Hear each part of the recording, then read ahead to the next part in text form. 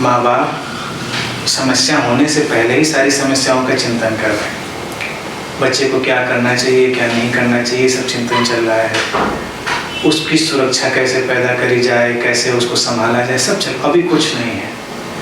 तो और भविष्य में उनकी सारी जो विचार प्रक्रिया है उनको भविष्य में धक्का दिए जा रहे हैं। तो बच्चे भी इससे बहुत तनाव में रहते हैं। ऐसा नहीं, अब चूँकि उनको प्रोटेक्शन मिल रहा है, सुविधाएं मिल रही हैं, तो वो कह नहीं सकते। उनको अच्छा भी लगता है एक अर्थ में, हाँ चलो मेरे लिए इतना सोचा जा रहा है, लेकिन वो उनके ऊपर दबाव भी बनाता है। अगर हम वर्किंग माइंड से चलेंगे तो उनसे प्रेम करेंगे और जो परिस्थिति पैदा होती जाएगी उसका हम रिस्पॉन्स करते जाएंगे, उसका हम निराकरण करते चले जाएंगे। लेकिन पहले से ही हम बहुत सारी चीज़ें भविष्य में लेकर नहीं चलेंगे। अब फिर इसमें एक प्रश्न ये उठेगा कई लोगों को कि भविष्य की योजना बनाना क्या गलत है? भविष्य की योजना भी वर्किंग माइंड ही बनाता है, थिंकिंग माइंड नहीं बनाता। वो योजना जब बनती है, यानी कि यहाँ बैठकर अभी हम ये योजना बनाएं, योजना ऐसी ही होती करीब करीब कि हमको गोमती नगर इस स्पॉट पे चलना है और ऐसे इकट्ठा होना है, तो बिल्कुल क्लियर प्रोसेस है। लेकिन हमको इकट्ठा होना नहीं है, हमको करना कुछ भी नहीं है वहाँ पर, और हम बस चिंतन शुरू करें कि ऐसा चलते हैं, सोचते हैं वहाँ पर और होना नहीं है, तो ये थिंकिंग माइंड। वर्किंग माइंड घटना जो हो रही है उस प्रक्रिया में, उस दिशा में अपना काम कर रहा है और उसके साथ जो जरूरी है उसको अप्लाई कर रहा है। तो वो भी एक तरह से वर्तमान का ही, प्रेजेंट का ही एक्सपेंशन है।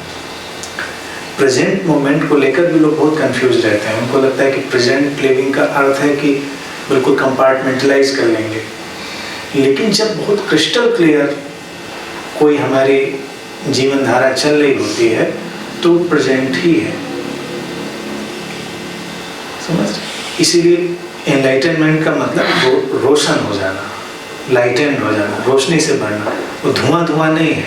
थिंकिंग माइंड बिल्कुल धुआं धुआं है, स्मोकी लाइट, उसमें कुछ कर नहीं रहा है। कर रहा होता तब तो बात खत्म हो जाती, लेकिन बिना किए ही वो सारा चिंतन कर रहा है। मान लीजिए अपने बच्चे से प्रेम की बात लें, घर से वो निकला, आप उसको जो कर सकते थे आप उसके लिए कर दीजिए, जो सुविधाएं उसको आप दे सकते थे दे दीजिए। घर से बाहर निकल गया तो आपके हाथ में बहुत कुछ नहीं रहा। लेकिन अब अगर आप बहुत चिंतन शुरू करेंगे कि वो क्या करे क्या नहीं करे, तो ये थिंकिंग माइंड का डिस्टर्बेंस हुआ और उससे समस्याएं भी पैदा हो जाएंगी। अब बच्चा आपसे दूर रह रहा है, उसको दिन में 10 बार आप फ़ोन कर डालेंगे तो कहेगा तो कुछ नहीं, और उन माँ बाप से तो और नहीं कहेगा जो ज़्यादा सुविधाएं दे रहे हैं। बच्चे भी विरोध करते हैं और उन माँ बाप से जल्दी खड़े हो जाते हैं जो कम सुविधाएं देते हैं, कम पैसा दे रहे हैं या सक्षम नहीं है, तो वो भी लड़ाई झगड़ा शुरू कर देते हैं, तुमने किया क्या है हमारे लिए। और फॉर्चुनेटली या अनफॉर्चुनेटली जो माँ बाप उनको बहुत सुविधाएं देने में सक्षम है, तो बच्चे ये भी नहीं कह पाते, वो चुप रह जाते हैं। पसंद उनको भी बहुत सारी बातें नहीं आती, और वहाँ वो क्या करेगा कैसे करेगा ये आपके हाथ में नहीं है। तो जो आपके हाथ में नहीं है उससे विड्रॉ हो जाना, ये वर्किंग माइंड है। और टोटलिटी को अपना काम करने देना, टोटलिटी को अपना काम करने देना, वही वाइज, वही एनलाइटनमेंट है। आपने मुझे भोजन खिला दिया, अब भोजन खाने के बाद मेरे ऊपर क्या प्रतिक्रिया होगी, क्या होगा, ये आपके हाथ में नहीं। लेकिन आप चिंतन, चिंता या कुछ भी कर सकते हैं इस पर, लेकिन वो अब आपके हाथ में नहीं है।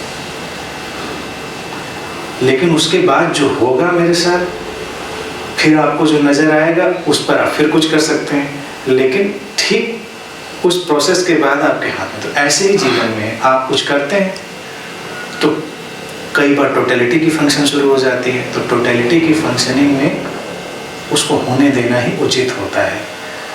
और वर्किंग माइंड में वही किया जाता है जो किया जा सकता है और परिपूर्णता से किया जाता है। अब किसी को सलाह देनी है, आपको सलाह पूरी पता है कि यही सलाह देनी और इसको ऐसे ही अप्लाई करना है, तब तो ये वर्किंग माइंड हुआ।